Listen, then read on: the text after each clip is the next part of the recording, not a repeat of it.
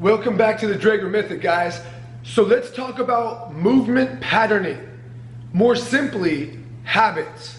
Now, we all have particular habits, whether it's walking, running, lifting weights, and oftentimes, most of these habits are associated with the pain that we have. So for instance, if you have shoulder pain, back pain, you have knee pain, ankle pain, we tend to look at what are the habits that create that pain, as opposed to an acute injury where like somebody fell on your leg or something like that, right? So if you develop what are called accumulative trauma injuries, that usually happens because of the bad habits that we have.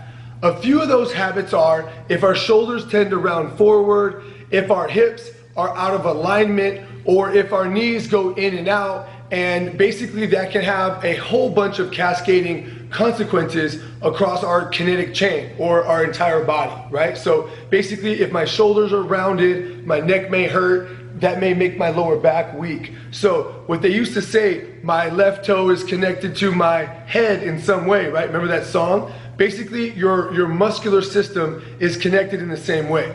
So one of the things we want to do is we want to recognize what our bad movement patterns or habits are.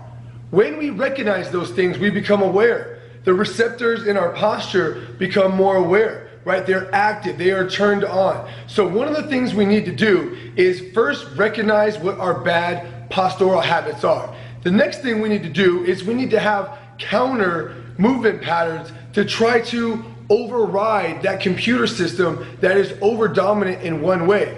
A really good example is a lot of athletes tend to be toe dominant because they're on their toes and they're chopping their feet a lot. So if they're toe dominant, they're what's called quad dominant.